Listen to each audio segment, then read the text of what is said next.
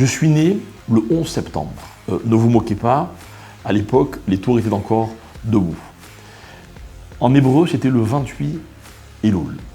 La pauvre ma mère a passé à cause de moi Rosh Hashanah à la maternité.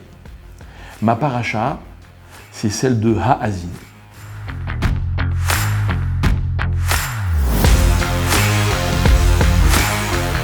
Alors, deux souvenirs sur ma bar mitzvah. Le premier, je ne suis pas sûr de pouvoir dire que c'est un bon souvenir. Le premier, c'est avant ma bar mitzvah. Je l'attendais avec tellement d'impatience. Je l'avais tellement imaginé que j'en rêvais presque toutes les nuits. Mais dans les rêves, dans ces rêves, je me réveillais en sursaut parce que ma bar mitzvah, c'était tout de suite, alors que j'étais pas prêt du tout. L'enseignement, c'est ce que mon père me disait toujours. Il me disait dans un événement, le plus beau moment, c'est la veille. C'est comment on s'y prépare. Mon deuxième souvenir, celui-là non plus, j'en suis pas spécialement fier, c'est la lecture de ma paracha le jour de la mise des téphilines. Ma paracha est celle de Ha'azinu. Elle commence par les mots suivants. Ha'azinu, Hashamaim, Ve'adabera. Je ne sais pas d'où. J'ai inventé un mot supplémentaire. Et j'ai dit Ha'azinu et Hashamaim. Et là, vous n'imaginez pas. Toute la synagogue, il y avait un monde fou qui me reprend. Et je comprends pas. Et tout le monde rigole. Un bar mitzvah qui invente un mot. Et j'ai appris une belle leçon ce jour-là.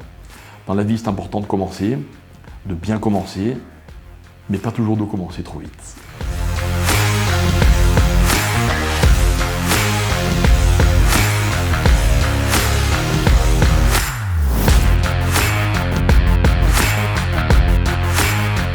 Alors cette paracha de Ha'azinu, d'un côté, elle est courte, 52 versets, c'est pas beaucoup. Entre parenthèses, c'est la valeur numérique du mot ben, fils. Mais elle est très difficile à lire, elle est grammaticalement très compliquée, mais elle a quelque chose d'exceptionnel.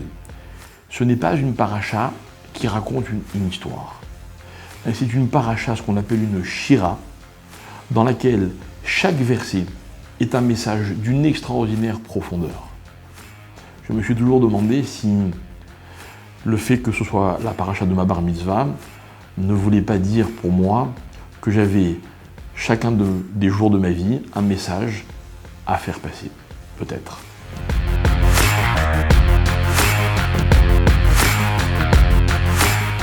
Je suis donc né 2 jours avant Rosh Hashanah, ce qui veut dire que le jour de ma naissance, c'est aussi quasiment le premier jour de la nouvelle année, mais également le dernier jour de l'année qui se termine.